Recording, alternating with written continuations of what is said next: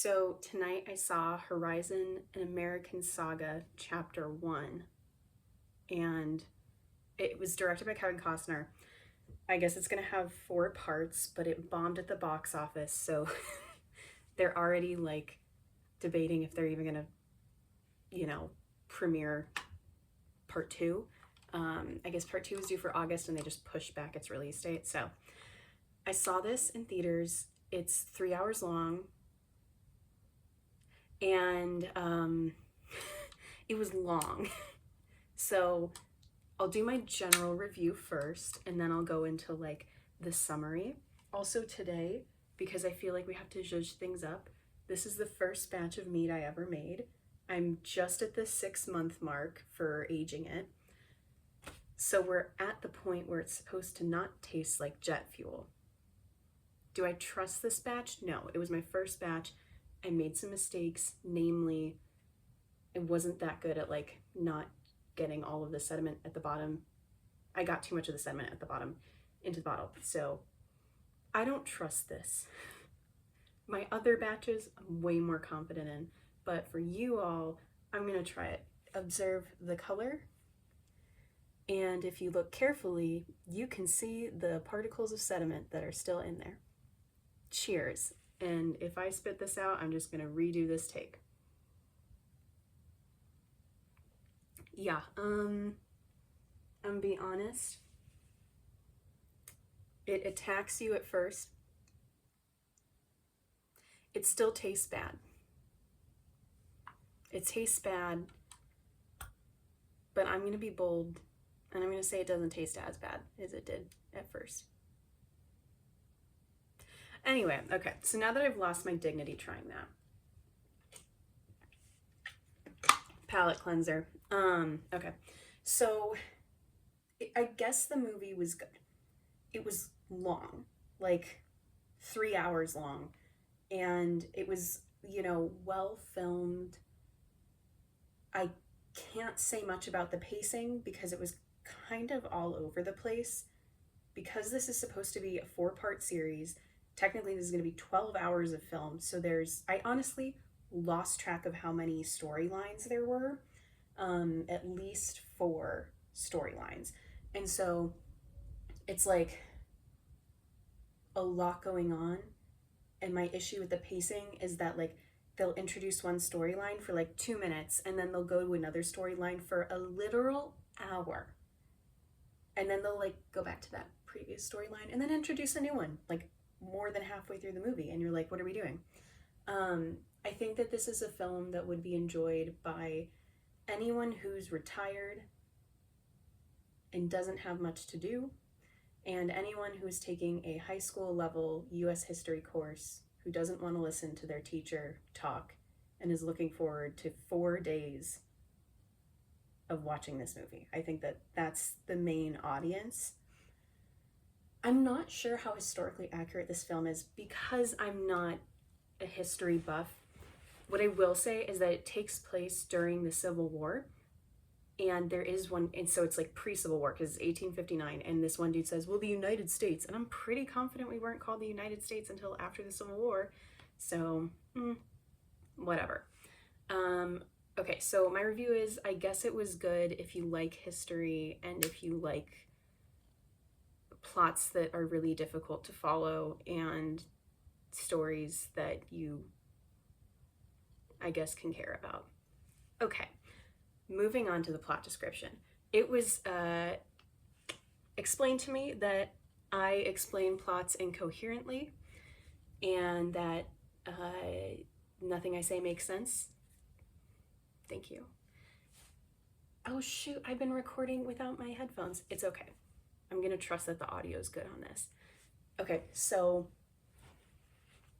I don't think that I could have the script like in front of me and I still would not be able to explain the plot in a way that makes sense. Okay, so I'm just gonna attempt to explain it.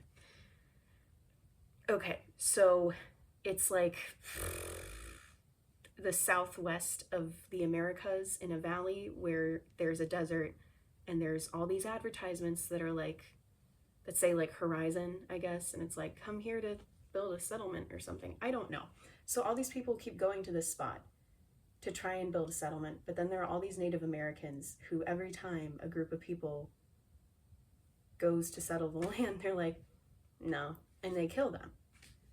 And it's like, yeah, I get it. That's your land, like, whatever. So all of these people are trying to settle that area, and the movie kind of starts with like this dude who just starts like burying dead bodies that he finds near this river where the settlement's going to be. He's just like burying the dead bodies there and sitting, and then it cuts to Montana.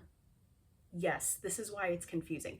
And then it cuts to Montana, and there's a guy who looks similar to the guy who was in the Southwest, but he's not that guy, which I found out an hour into the movie. It's a dude, and he's asleep in his house. And then Jenna Malone from The Hunger Games and Pride and Prejudice is outside getting like a horse ready, and then she goes into the house with a gun, and she like says the dude's name, and he wakes up, and then she shoots him right here, so like as close as you can get to the heart, and then shoots him again, and it hits him in the shoulder, and then she runs away, and he starts shooting after her, like, and I'm like, how is he not dead already? And she also took their kid when she did that. I don't know. So she like runs away, and you're like, this is kind of an interesting story. It's winter in Montana. I can't wait to see what happens next. Well, you won't see what happens next for another hour, because it cuts back to the Southwest where there's a settlement there. It's called like Great Day, which is a terrible name for a town, but whatever. And all these people in the town are like having a dance or whatever, and they're dancing and having fun. And then the family, there's like this one family, they like go back to their house that's like up on a hill, and they're like settling down for the night, and then a bunch of Native Americans raid the town and massacre the people. And that scene lasted for like 20 minutes. It was 20 minutes of pure violence, people getting killed on both sides. It was not pretty. I did not enjoy it. It lasted for so long. But the main thing to take away from this is that a mom and her daughter survive. Her like 10-year-old son was like, I'm gonna help dad, and died. And then like a 12-year-old boy managed to escape, and his whole family got. So I guess the next day, like, I'm so bad at explaining this. I am doing my best. So like the next day, the little kid, the 12-year-old who escaped, he like finds another settlement and is like, our settlement, it got taken down. Can you come back? And then they come back, and then there's this new guy who's there, and he's kind of in charge. Do I remember anyone's name? No, I do not. And that's okay, because there were so many characters. I do not care that I cannot remember their names. So there's this one guy, he has short hair and blue eyes, and he is hotter than the woman who survived's husband. So he comes in and he's in charge, and he's like telling people what to do, and the woman whose husband just died and her firstborn child just died is there with her daughter, and she's like, thank you for saving us. That's so sweet. And I'm like, yeah, they're gonna date, obviously, but you know, whatever.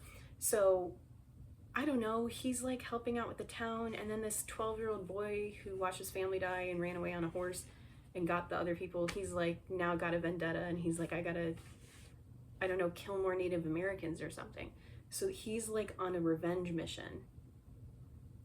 It's stupid. And then also, while all of this is happening, people are like, well, the Civil War is happening, so we're gonna have to send some of these men east. And it's like, what?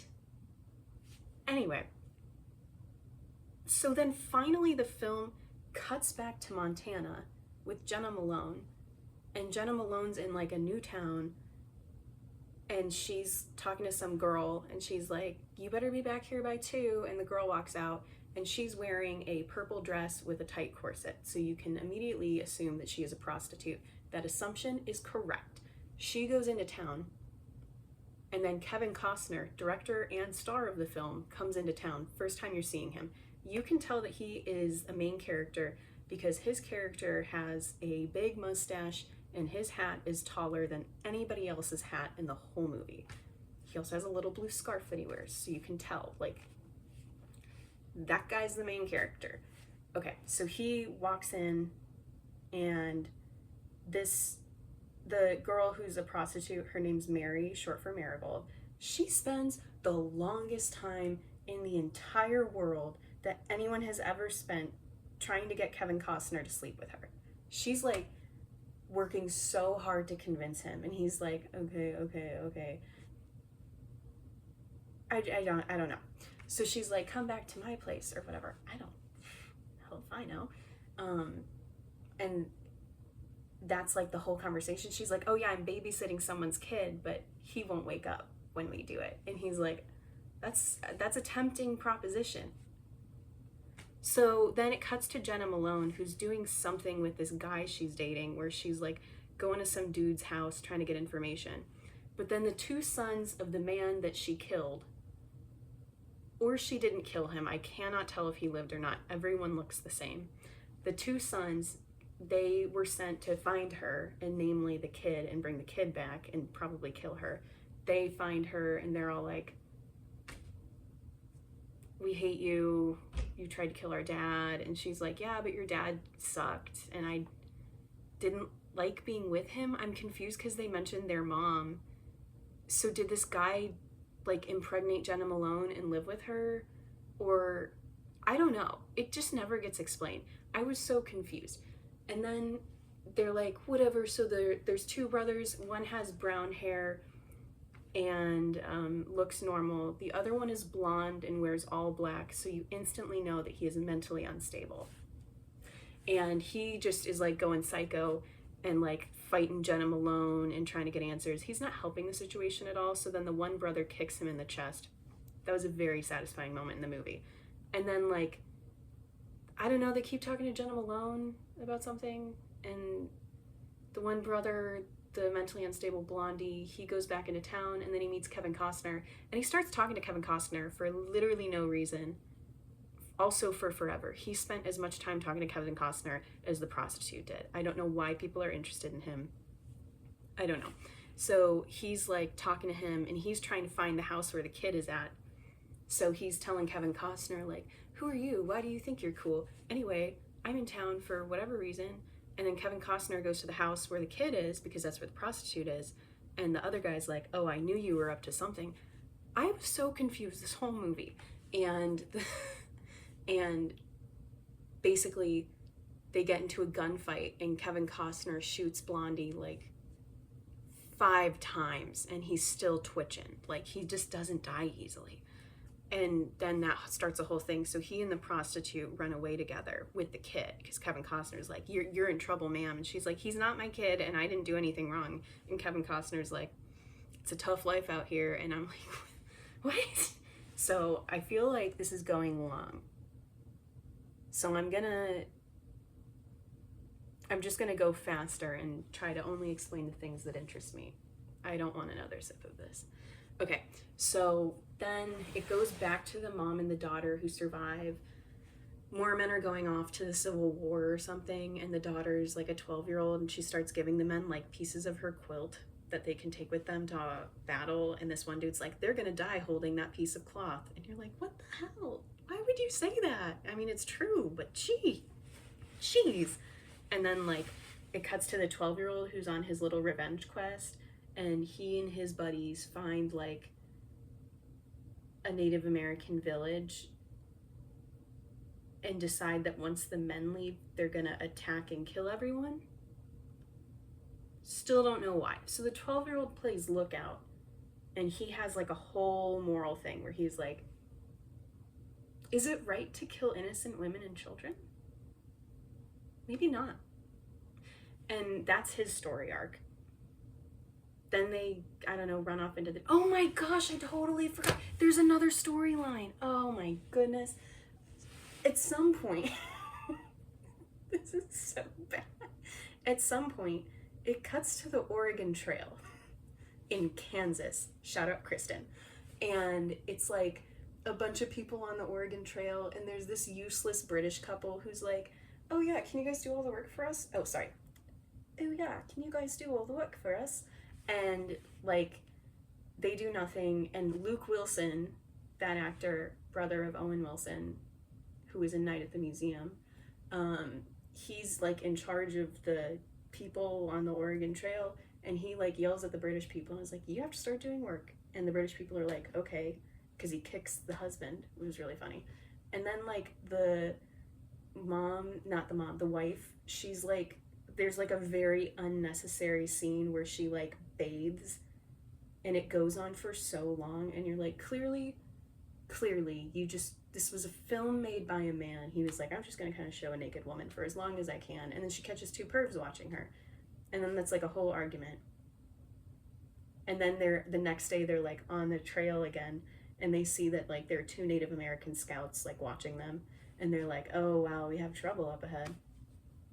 So that was the other plot line, but that happened like an hour and a half into the movie. I thought I was close to being done. I wasn't. Okay, and then back to the mother and the daughter. The mother finally makes the moves on the guy who's hotter than her dead husband, as she should. Like, I don't blame her. And then the daughter, I don't know, is still just like growing up in that area. And then it cuts back to Kevin Costner. He and the prostitute are like living together, I guess. So she's still working as a prostitute, and then one night she like sleeps with Kevin Costner.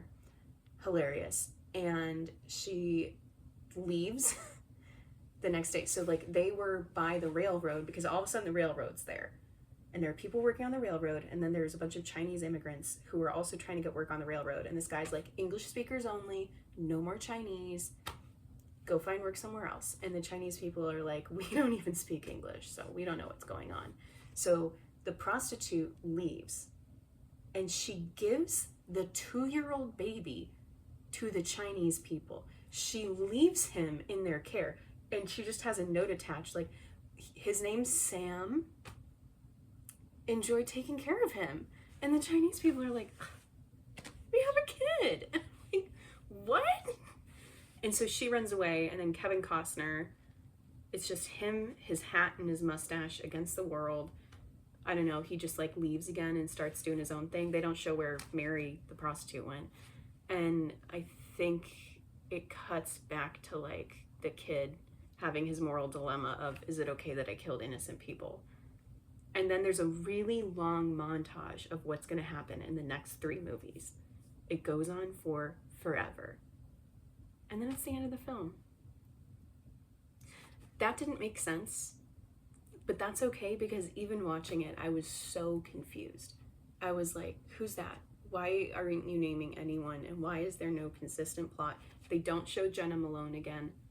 They don't, like, so many things just not explained. I don't know which plot lines they're gonna like go for. I don't know why this girl was like, I'm gonna hold on to this 2-year-old because it's my job, but the second it's convenient, I'm just gonna give up this kid to the first strangers I find. Oh my God. It was a lot, but was it worth it? It was free.